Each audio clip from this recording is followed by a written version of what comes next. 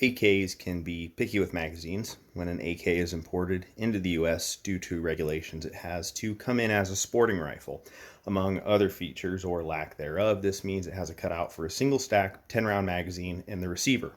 Once stateside, it is converted into the configuration we are familiar with that takes a 30-round double-stack magazine.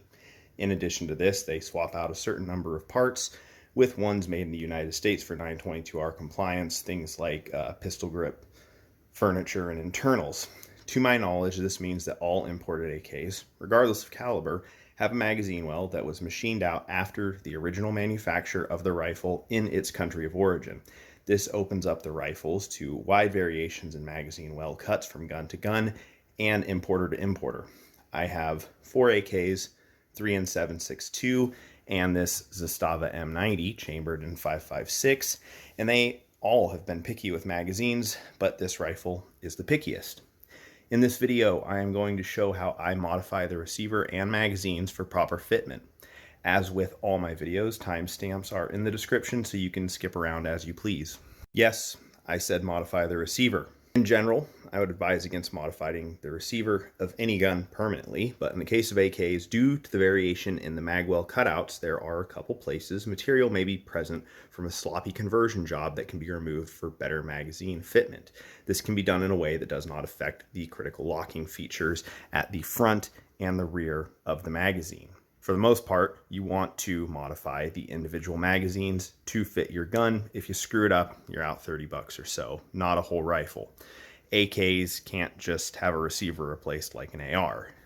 I am not suggesting anyone attempt this, and I am simply showing my process for fitting magazines in my AKs.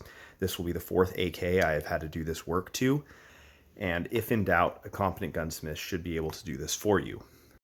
Let's take a look at a sketch on my trusty whiteboard of how an AK mag locks into the receiver. This will help us understand the system. In the front, we have a shelf in the trunnion which is in the receiver, and this is the barrel trunnion. And it has a little lug hook that comes up and sits on top of it. And then in the rear, we have the mag release lever, and it pivots forward and pushes up on this locking lug up against this plate right here, which is riveted to the bottom side of the receiver, which is also part of the trigger guard mag release assembly. So those are the two things that keep the magazine locked in there. To release the magazine, you push this lever forward, the top part of it pivots back and releases this lug, so now the magazine can rock out this way. Here's an exploded view of the front locking lug. The trunnion is chamfered here and here. The magazine is chamfered here and also at the bottom right here. And all these chamfers work together so that the magazine can be put in this way and then rocked back and locked into place, and no edges here or here or here and here are going to interfere. But that means that now you have all this extra room here where these two parts don't fit very tight together. And so that means that maybe the front locking lug of the magazine can move up and down within this little notch in the trunnion. Maybe it can move this way a little bit. So there's an area that play can be introduced into the magazine when it's locked into the receiver. This is an exploded view of the rear locking lug of the magazine. This is the receiver, and this is the magazine release latch. And you can see what's going to happen is, ideally, this latch is going to push parallel to this face and kind of cram the magazine that way and cram the locking lug up into the bottom of the receiver. Now, the issue with this is that due to variances in the manufacturing of this tab, the manufacturing of location, size, and shape of the magazine locking lugs, this surface may not hit right here. Maybe it looks like this, and it's just kind of crammed up against the back of the magazine, pushing it this way, which is okay. That will mitigate fore and aft movement, but now you have all this area right here where this lug can go up and down.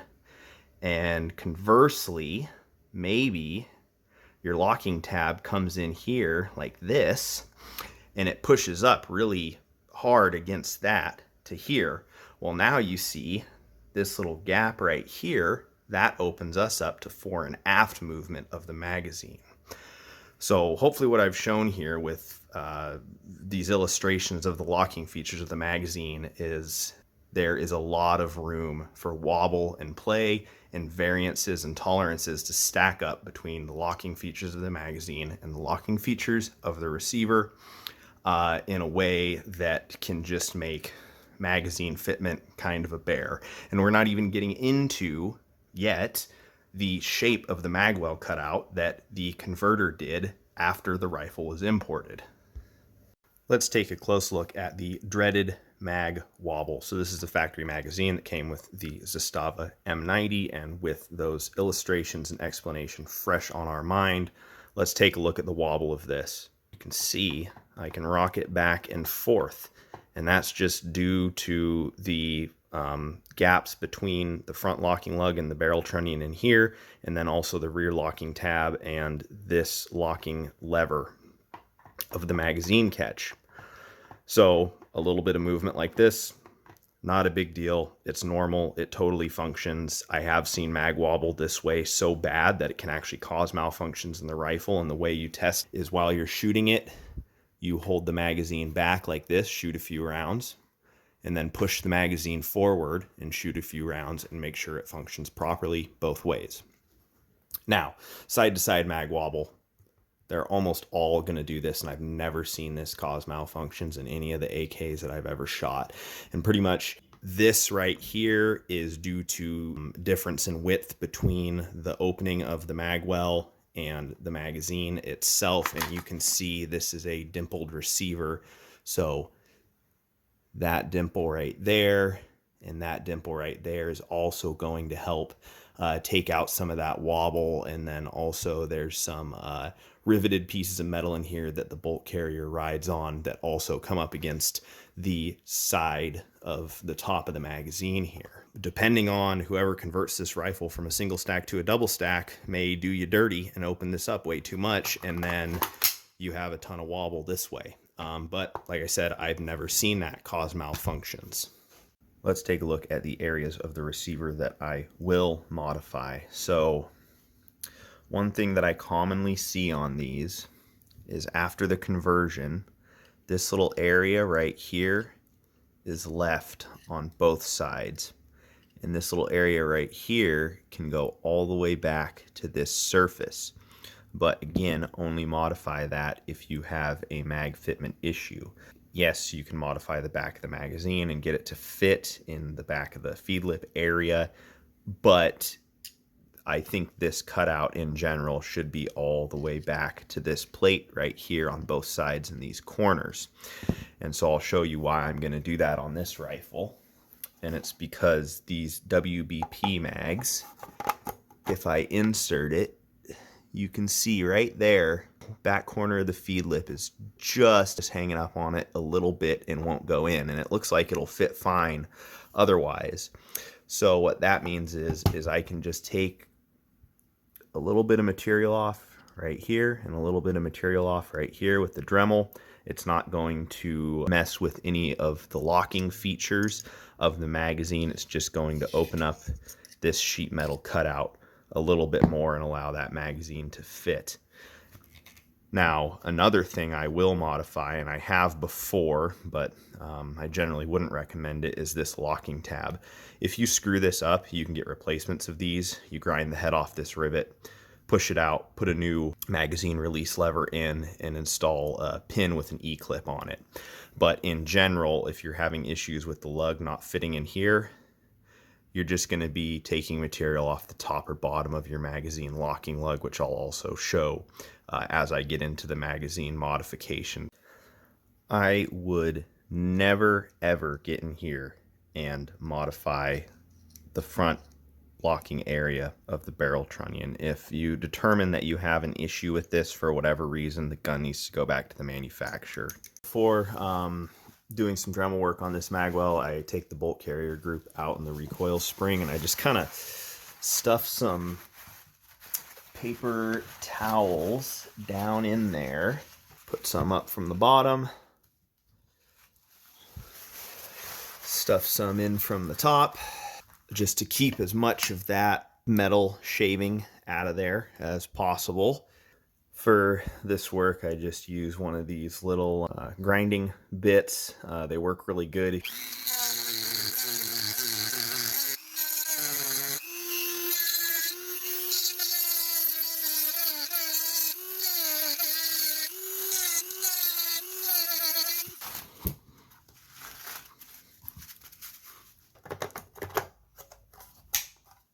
Ha! Okay, just like that. They're still a little bit tight, so these magazines will need a little bit of individual fitting after that. And I will roll in a really clear before and after photo of what I did to the receiver right here, but I didn't have to remove much material at all. I have 5 of these WBP mags. Now that the mag well's opened up, I just checked and they all do lock in. Some of them are a bit tight, so I'm gonna take them in and out of the mag well a few times, and I'm going to see where the plastic is scraped. So I can still see back here, I'm kind of hitting the corner of the top of the feed lips right here. I have a little scrape on the plastic right here. Looks like they sanded these from the factory, but I'm going to file them a little bit more because I can still feel a ridge in there. So I can go through here really quick, clean that up a little bit. I'm going to get the back of this area right here just a little.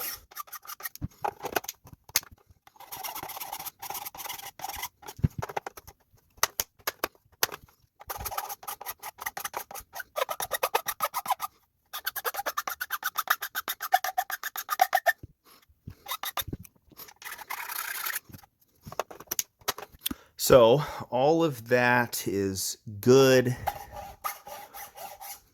And you can see I didn't take much off the back. I kind of just took the right angle on the back of the feed lips and moved it a little bit like that. But I can also tell that my locking lug is just a bit too thick.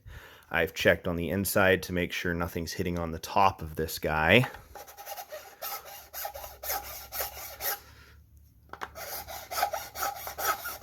So the locking lug just gets a couple of swipes like that. And I like that fit.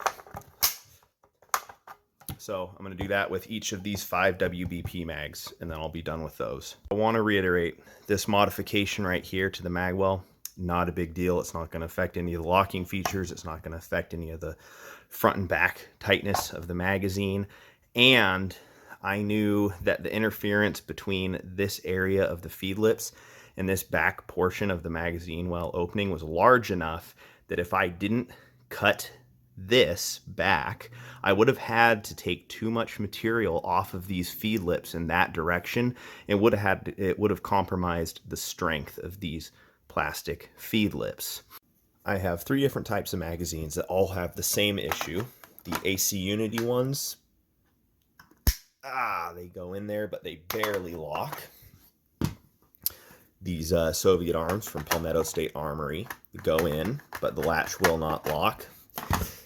And the Circle 10 magazines, again, go in, latch will not lock. So there's 2 reasons this could be happening. This lug is too thick this way, so when the top of it is up against the bottom of this plate in the trigger guard, this is too thick, so it won't allow the mag release latch to swing forward into place. The second reason this could be happening is when you insert the magazine, the feed lips of the mag are coming up against the bottom of these rails, and so it's preventing it from coming up any higher and allowing the locking lug to get up far enough for the latch to swing into place below it. And this is an easy fix. You just would want to carefully take off a little bit of material, pass at a time, until this would go up far enough into the receiver to lock into place. But you want to be careful taking too much material off because you don't want to weaken these feed lips right here where they hold the rounds down. Let's go ahead and start with these Soviet Arms magazines. When I put it in here, I can see that my locking lug is not up against the bottom of the receiver, so that means I have feed lip interference. And if I turn it over right here, I can see that this feed lip on this side is not hitting the underside of that rail, so that's cool. But the corner of the feed lip right here is hitting the underside of this rail. I can tell that I don't need to take much off of this, so I'm going to use a file. If I had to get rid of more material, I'd probably use a Dremel with a sanding drum, but all I'm going to do is take a little bit off right here where I saw interference, and then fit it. Nope, not quite.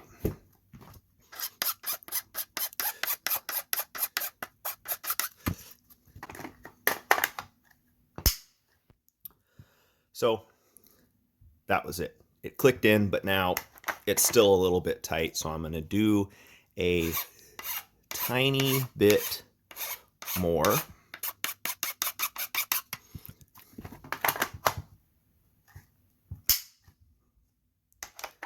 Still pretty tight. I will look again. I can see I don't have any feed lip interference anymore. So that means that I need to file on this locking lug just a little bit. And I'm gonna do it on the top side.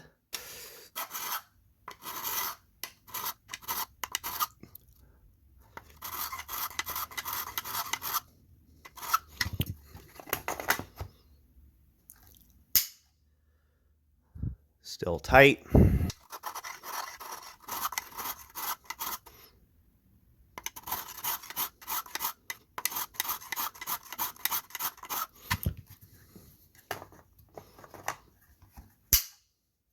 Okay, I like that.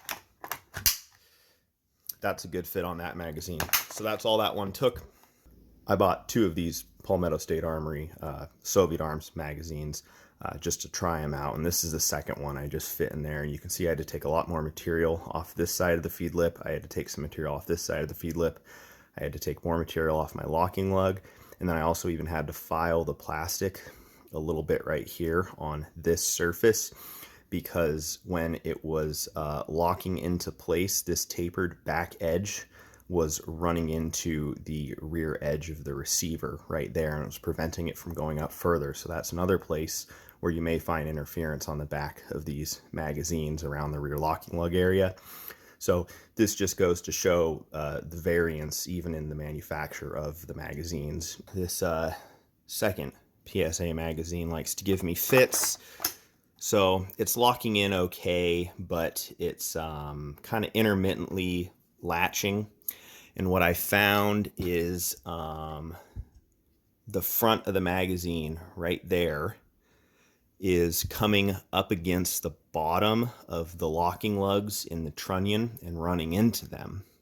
The other thing I found is that my release latch was gouging into this metal on one side but not the other, so that means that this surface was at an angle like this, and so I had to file that, you know, flat or parallel to where the locking latch is going to come in. So this one right here, I'm going to hold the follower down and just give it a couple of these.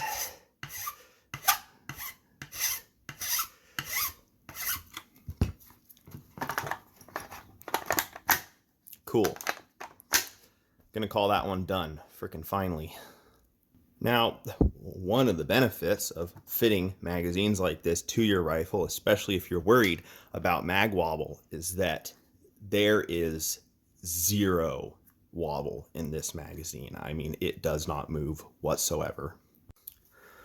The last thing I do when I am happy with the fit, if I've modified the plastic at all, is I'll take a little X-Acto knife and cut the flashing off that was left by the filing, just to make sure everything's clean. Next up, we're going to look at the AC Unity mags. These, they do click in, but they're way too tight. I'm going to, again, look at the locking lug area, and I can see that there is a slight gap between the top of the locking lug and the bottom of the receiver. So I'm going to look in here. I don't see any interference on this part of the feed lip or this part of the feed lip, but I do see the front part of the magazine body is running into the underside of the barrel trunnion locking lugs. Hold that down, just run a file over these guys.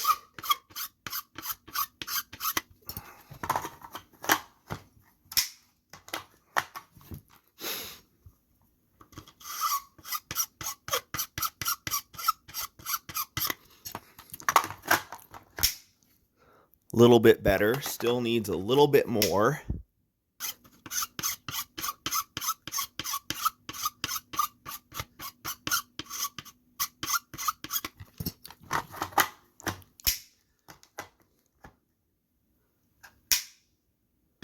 You can see I'm going pretty slow and checking it every time before taking a lot of material off.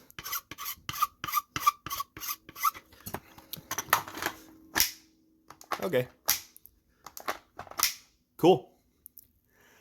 That one's done. So fitting another AC Unity mag here. I have multiple of these. This one also needed the front filed right here, but also you can see right here that plastic got scraped and squished right there by the rear of the receiver opening, just on top of the locking lug there. So this one is also going to get some plastic removed right here,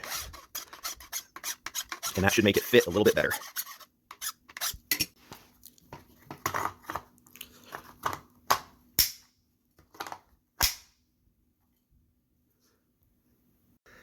Okay, this will be the last example of magazine fitting to this rifle. We have a Circle 10 magazine. I got a 2-pack of these for like $90 or $100 off of Atlantic Firearms. These are the Spendy Boys. So these go in nicely, but will not latch. So again, let's take a look here. So there's no interference with the feed lips and the rails in here.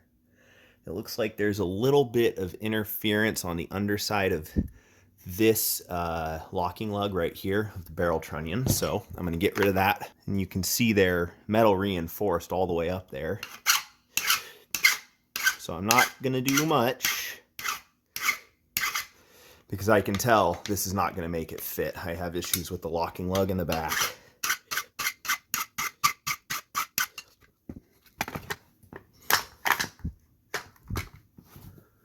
Okay, still not fitting. Aha! Okay, so the next thing that needs done,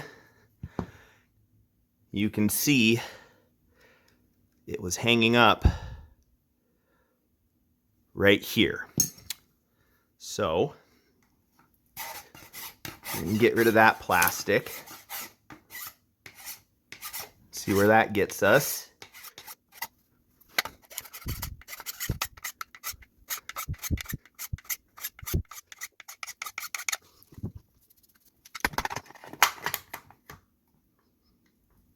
Oh boy, not quite.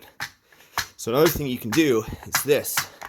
Jam it in there a few times and see right there my receiver was gouging into the back of that. So that means I still need to take more material off that. What's happening is this dimension between this face of the locking area and here is too wide this way. So I'm taking material off of here, but you can also look and see there is right here a whole bunch of plastic adding thickness there on front of that locking lug. So I'm going to take this off as well. Got a nice little triangular file here that's going to fit nicely in there. Oh, see, a bunch of that plastic just flaked off. So that's just, you know, excess mold flashing on top of that locking feature. Get that off of there.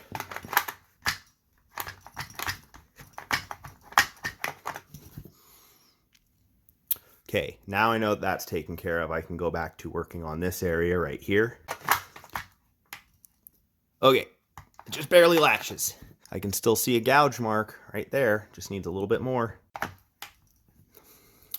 Okay, so now that we're kind of partially latched in, I want to make sure that I'm not seeing any more interference up here. And I can actually see that the feed lip on this side is up against the underside of this ejector fin. So that is the next thing I'm going to do, because I'm not seeing any more gouge marks from the receiver on the back side right here. Okay, so I've checked all my clearance up here on the feed lips and the front of the magazine underneath the locking lugs of the trunnion. I have space for everything, and the latch is not quite latching. So that means that this locking lug is a bit too thick, so I'm going to take material off the top of it.